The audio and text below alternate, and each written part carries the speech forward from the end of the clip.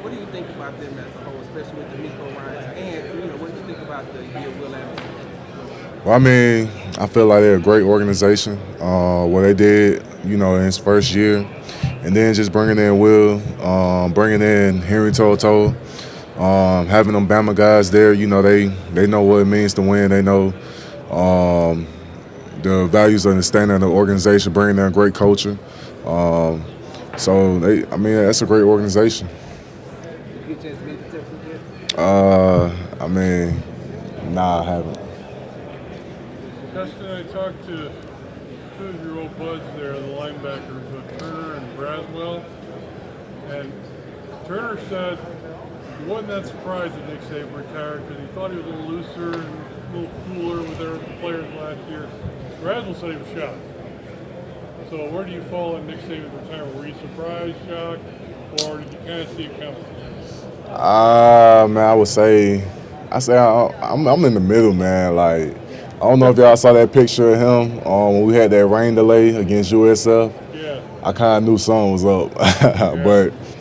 but I mean, it's like anything. If you can't give it your full go, you're never going to cheat the game. And I feel like, once he realized he couldn't give it his full go, it was time for him to step away. And then, he's been doing it for a long time. You realize that's a lot more than football. It's family. And as you get older, you become more appreciative of them things. So nobody can fault him for the decision he made. What's interesting is that both of them said almost the same thing. I thought he coached forever. Because you see him as this legend when you come in, and you just figure he'll always be there. Right. Right? All good things got to come to an end. I'm pretty sure people, was the same way when the Golden Girls, ended. All the good things got to come to an end. I was shocked, for the guys who ended up coming in, but at the end of the day, Alabama is a factory chain. It's going to keep pushing. If you hold on to the values that he instilled while he was there, it can keep going.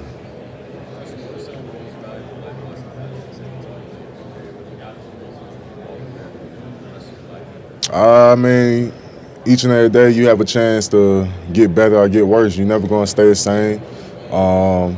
What you make of each day is what you make of it. Either you're going to take the chance to get better or you're going to take the chance to get worse. You're never going to stay the same.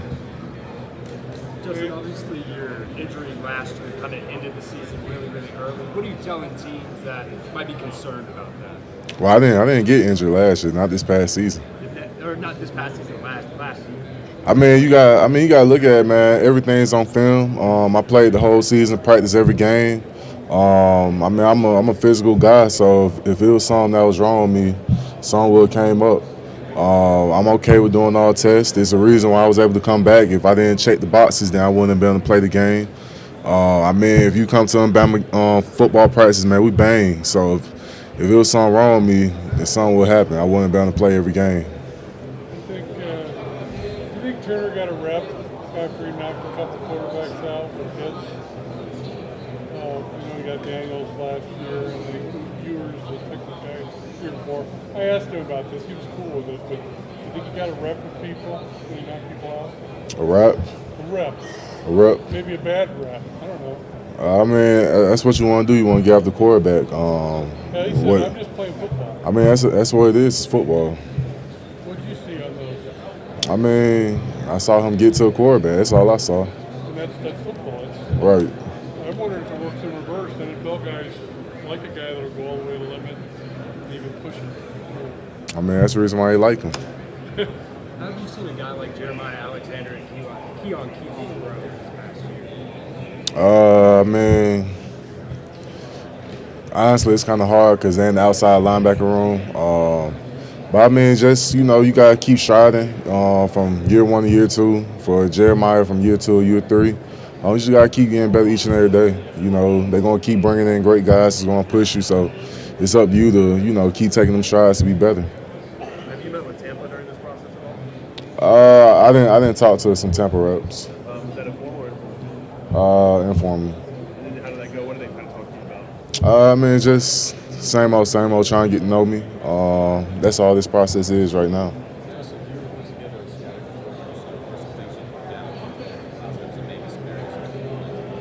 I mean, like anything, I say I'm a good run defender. I'm versatile. Great at stopping the run, being able to be a relentless in pursuit. I would say coming up with consistency in the pass rush. That's anything. That's anybody. Just understand that I'm looking to get better in each and everything. So I got a lot of things that I want to work on.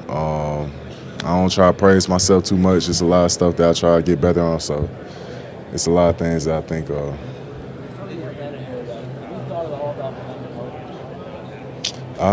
Honestly, man, the first 21 years of my life growing up, I thought about it. But honestly, man, just to be able to play a part in any of the 32 organizations, man, that's a blessing.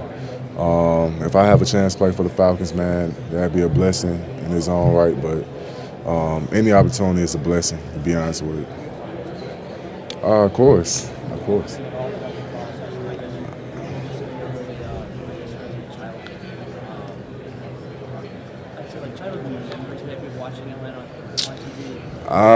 Man, yeah, getting to know each other in the process. But I mean, growing up, man, of course, Michael Vick, getting Matt Ryan, then getting Julio Jones, that 2012 NFC Championship game against the 49ers when I thought, that was going to be the first time in my lifetime I see them go to the Super Bowl. And then in 2017, man, I was in 10th grade. I honestly thought that they was going to win that Super Bowl. And then, all the countless memes came out 28-3, but man, it's been ups and downs, but I've always been a Falcons fan, Hey, Justin, I'm from Fox in Atlanta. What do you remember about Forest Park days? What are your fondest memories?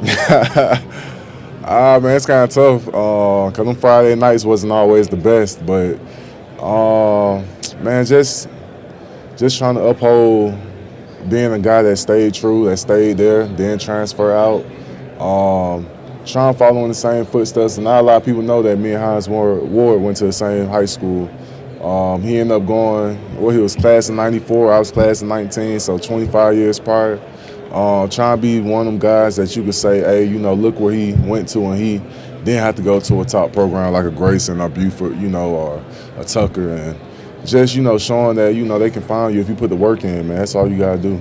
I'm glad you said it because, I mean, it was a tough time. It's not a program that's turned out a lot of guys in Alabama or NFL players. What does that mean to you to potentially be the next one in line? It means a lot. A lot of guys, that come from my environment, come from my city, that they can, look at me as somebody who, made it out. Because a lot of times you want to have a blueprint as a blueprint in the same avenue that you're trying to go down. And a lot of times it's easier if you see a guy who done it as far as you, as opposed to you trying to be the one that create a path. So, I'm just trying to create a path that a lot of guys, they can stay focused and, see that I done it or doing it so far and, be able to follow in my footsteps and, keep creating that legacy that people will follow behind them. The other thing I want to ask you about quick is, it's a crazy injury that you had to deal with. How do you look back on that time and then coming out the other side? Man, adversity, anytime you go through adversity, it really teaches a man or a woman who they are. That 2022 year, I ended up losing my brother and had that neck injury the same year. So it really taught me who I am, just not on the field, but off the field. It made me more appreciative in every avenue of my life. And a lot of times when people come back from injuries, easiest thing they always say is that, I'm going to come back better, but it really doesn't happen. I wanted to, put action behind the words that I was saying, and I worked each and every day. I worked each and every day for an opportunity that whether it came or not, I was going to be prepared. And that's how I worked. And, I wanted to, be a guy that when I came back, man, I wanted to be a leader. I wanted to, be the head of the guy in that D-line room because a lot of guys ain't came, and it showed, like I said, the blueprint. Quentin Williams, Raekwon Davis, Christian Barmore, Fadarian Mathis, then Byron Young, who I came in with. So I wanted to be a guy who can follow along that tradition. And I wanted to put everything that I had into this season and want to keep moving forward because that was something that made me a lot more hungry.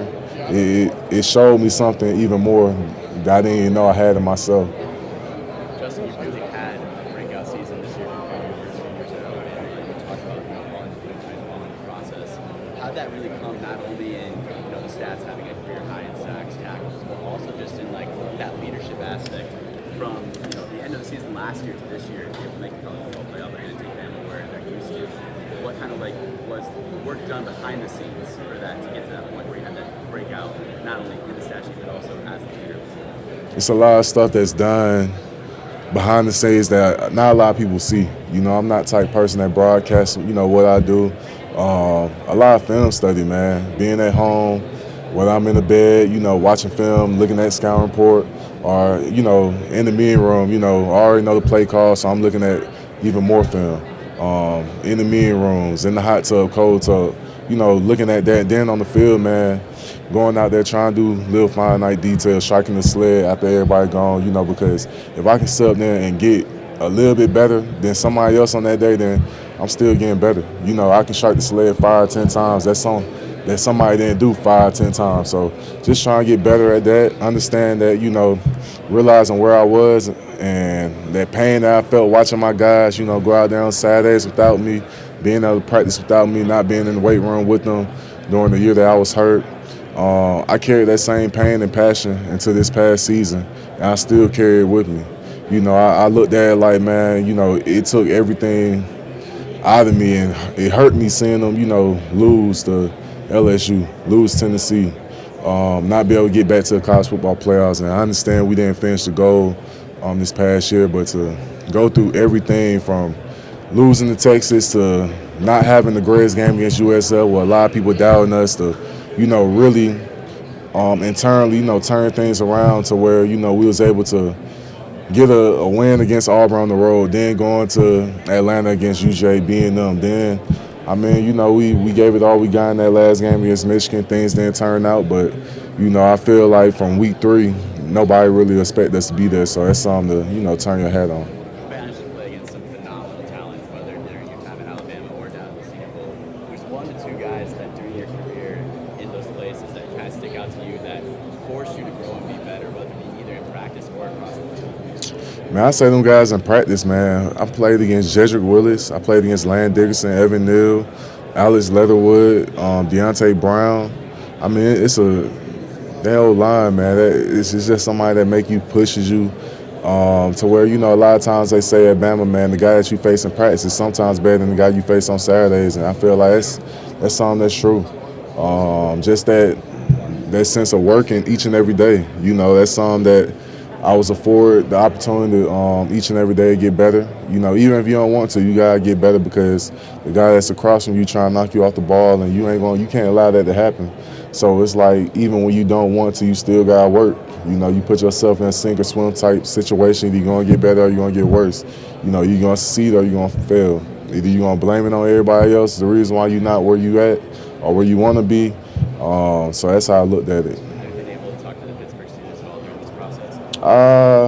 Of course.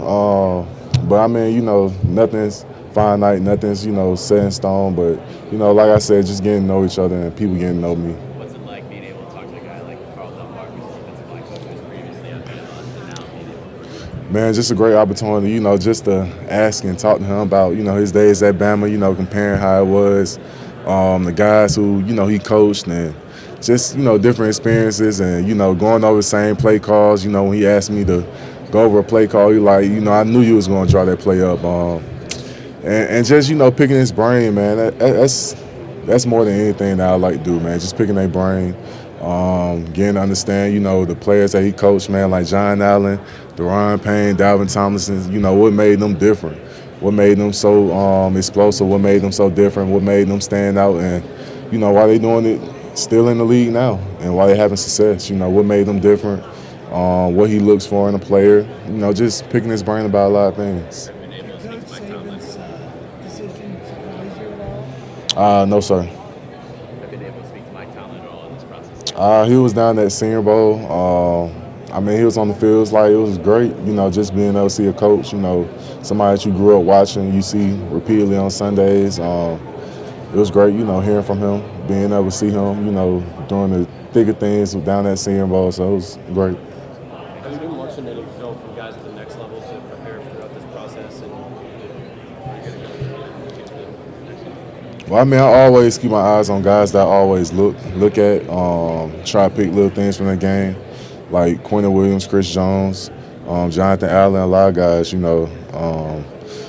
just some that, I look at their games and I just, I'm pretty sure you all know them are great players. So, I mean, you always try to look at little things they do, how they work, you try to emulate it and, try to learn from them. Some of those little things I think you pay attention to. Well, I mean, you got to look at John Allen. Me and him played the same position at Alabama. In a 3-4 scheme that we played right in. Then, when we go into a 4-man front, he plays 6-tech, play 5-tech. Then when we go into like our nickel J, where we have an outside linebackers at 5-tech, he'll go down to a 3 or a 2-wide. Just being able to see, the moves that he used, the counters, when he gets slide protection to him, what he do to still affect the quarterback. It's not just always about sacks, it's about getting the quarterback out of the pocket, forcing him, to change his direction of throws. So just looking at things like that, looking at how Quinn Williams can both affect the run and stop the run and affect the pass. How he can come out his hips, just a lot of things. Chris Jones' versatility going from 3-tech, 5-tech to shade, looking at a lot of things that I try to look at myself because I'm versatile too. Is that something you're trying to get across the teams during this interview process, is your versatility throughout like all the techniques? Of course. I mean, you got to look at it, man, like at the end of the day, the combine is great. You get to showcase your athletic ability, but I mean, film doesn't lie, I mean, I played in one of the best conferences, if not the best conference. Play against some of the best talent, if not the best talent in college football. My versatility, I can play 5-tech, I can play 3-tech, I can play inside, I can play outside. You got to look at guys of the past and did the same thing. Like I said, Jonathan Allen, he played the same position, and what he is primarily now, he play inside, So just that versatility, at the end of the day, you got to look at the coaching that I came from, and what makes Alabama successful. And, I'm trying to be another guy that came from there that had success. How important was it for Kalen DeBoer to keep Freddie Roach on staff? I'm just glad that, he kept Roach, as somebody who, been there for many years, not just as a position coach, but, a developmental guy. So he knows what it takes to be successful, upkeep that culture. So it was very important. Team that lost to LSU last year, what against Jaden, what's the thing that got him? Just his ability to not be contained. He has a different type of speed. Great player. Only thing you can hope is try to contain him. You're going to expect him to make plays, but just try to contain him as much as you can. Obviously, you can watch that speed on tape, but feeling it playing against him, was it surprising? It was different. It was different in the aspect that, tape doesn't do it justice. He's a great runner. Guy was very athletic. Guy that, just the scouting report really doesn't do it justice. You just have to be out there and, experience it yourself.